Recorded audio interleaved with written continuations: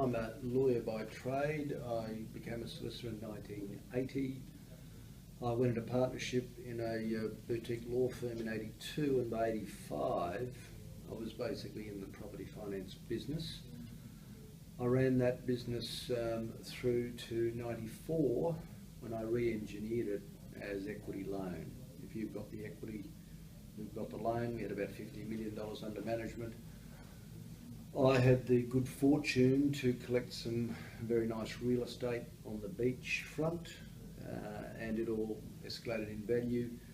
So I was able to create some substance for a property finance company, which of course was where I was clearly positioning equity loan. That business continued to develop. I concurrently, from 92 onward, had a reasonably serious investment in a property development company which built a whole suite of houses and other real estate projects. That company and equity loan basically paralleled one another's commercial trajectory through the 90s. In 1998 I was the chairman of the Mortgage Lawyers Association of Queensland. It was a not-for-profit body that my colleagues and I had established because we'd observed a massive proliferation in the number of law firms endeavouring to engage in mortgage lending. I was personally a little bit concerned that it was going to be something of a debacle, which it subsequently became. I was interfacing with the Law Society. They wanted the lawyers to have the opportunity to access this form of revenue. Age-old law firms that had been around for 30 years quickly, accessed their databases and built mortgage funds of 25 and 30 million, which, whilst it wasn't a lot of money, the losses arising from the solicitors' lending schemes in those days, probably I'd say in Queensland, totaled about 100 million.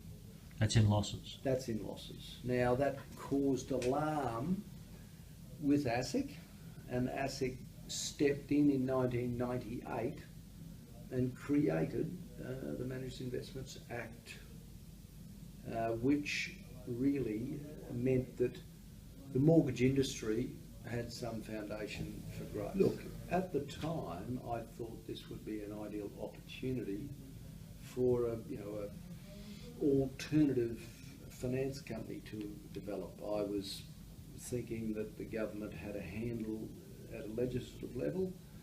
However, I quickly observed that a responsible entity was an oxymoron.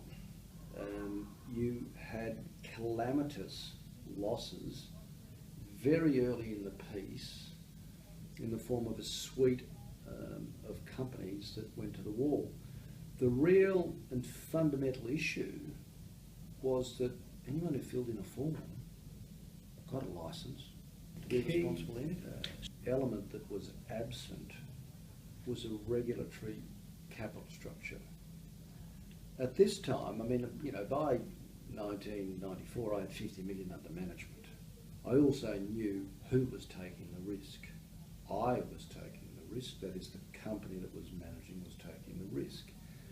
And I quickly learnt that it wasn't hard to have a basic regulatory capital structure where you have good solid equity in your balance sheet and you're protecting your investors. They're the aged of Australia. They're looking for, I call it one fat lady, they're looking for an 8% return, and you've simply got to shield them from It risk. wasn't a gigantic screw-up.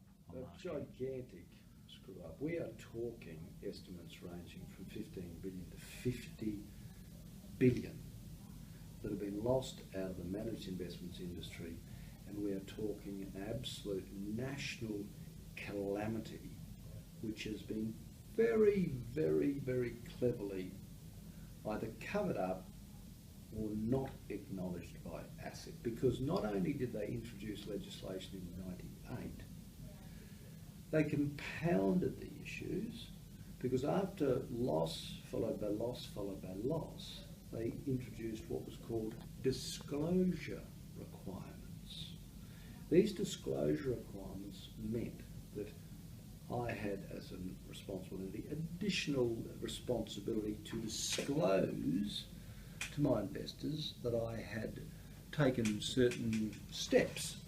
I had to tick 6 boxes on a piece of paper. So as you can imagine, across the country, all responsible entities managed to, not surprisingly, to tick all the boxes. So when ASIC asked me, because they did visit at the time and asked my view about their changes, I just told them.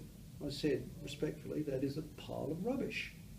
I said, why have you not got a basic capital structure? I even went to the trouble of suggesting to my tenant at the time, a federal member of parliament, who happened to be sitting in opposition, that this would be a catastrophe in due course. And that was before anyone saw the GFC.